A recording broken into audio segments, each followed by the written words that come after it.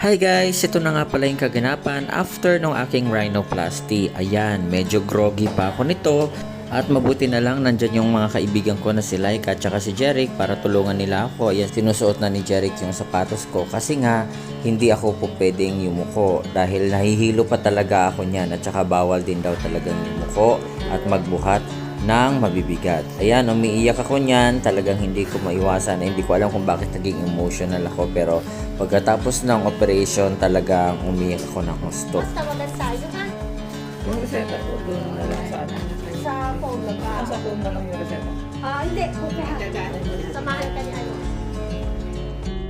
At dahil medyo nga malayo yung parking ni Jeric, kailangan kong isakay muna sa wheelchair kasi hindi ko kayang maglakad kasi nga groggy pa ako niyan. Right after po kasi talaga ito ng operation. Supposedly, meron kang pahinga muna bago ka maglakad pero dahil nga nakasasakyan naman kami, kaya minabuti namin na umuwi na lang kaagad para sa bahay na magpahinga.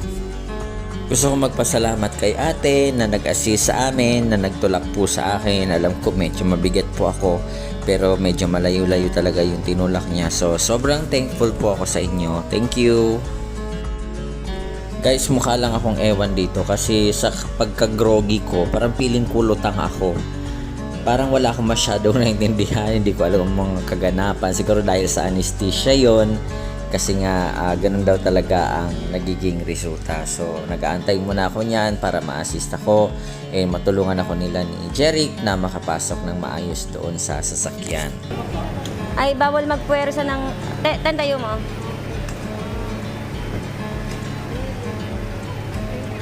Salamat po.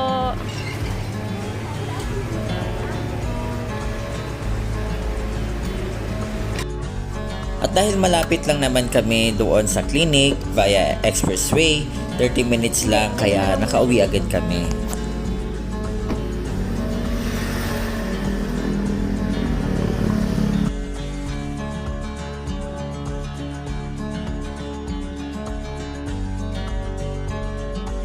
Sobrang nagpapasalamat talaga ako dito sa mag-asawa kong kaibigan kasi very supportive talaga sila.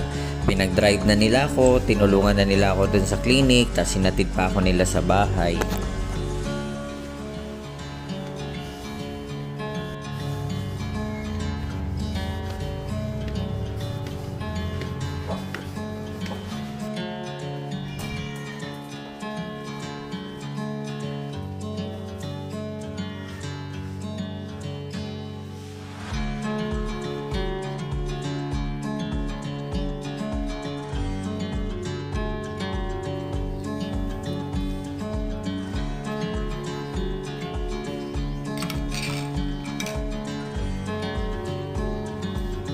So naging madugo yung operation ko at may mga tumatagas pa rin para hindi mapuno yung mga bulak na nandyan sa ilong ko.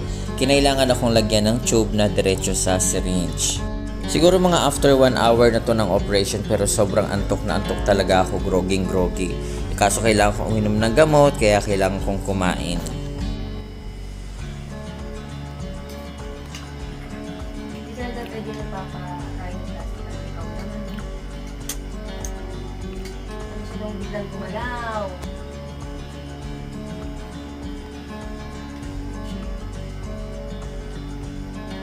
Magkano lang naman ang per day na? Medyo. Uy, huwag nga tumawag.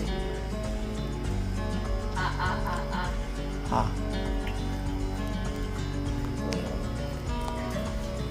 Hey guys,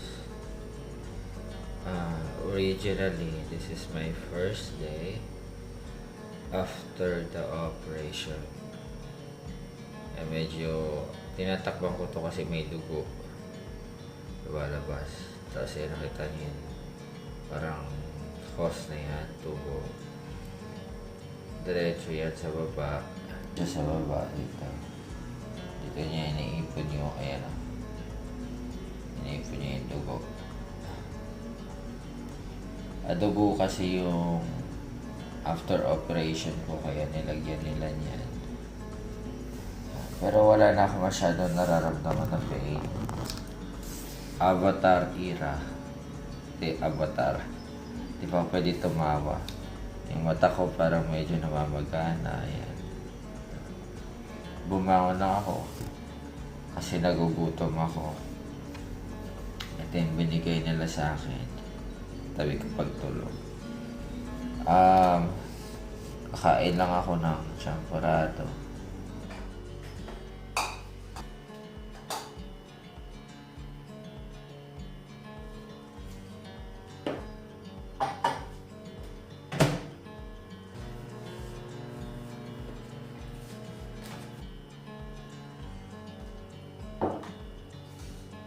Limited lang yung nganga. Kasi medyo namamagana siya. Hindi ko masyadong inunguya. Kaya champorado lang.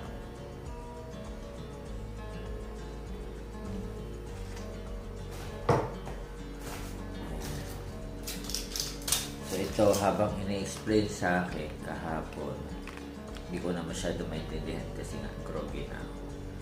Babasahin ko na lang. Ito, mepinamic 3 times a day. Ciprofloxacin, ewan. At dahil init na init ako, naligo na rin ako pero half bath. Binasa ko yung ulo ko pero nakatagilid. Yan. Katapos ko lang mag-shower, binasa ko lang yung ulo ko. Niwasan ko lang tong part na to. Tapos yung katawan lang ang shower ko. Tumawag sa akin si Nurse Mavic. Tapos kailangan ko na daw tanggalin yung mga laman dito sa loob. Kasama tong hose. So, subukan ko siyang alisin. Sana hindi masakit. Unahin ko daw muna itong hose tube. Diyan kasi nagdi-drip yung dugo. May syringe yan, kaso tinanggal ko na yung syringe. So, lagyan ko na lang ng tissue. Okay. Aray.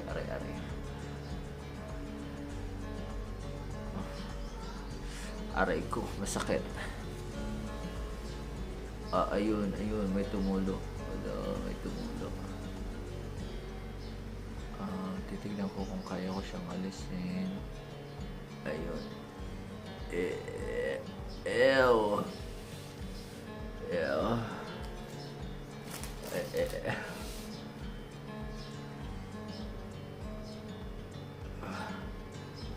Dugo. Ito yung una natin natanggal.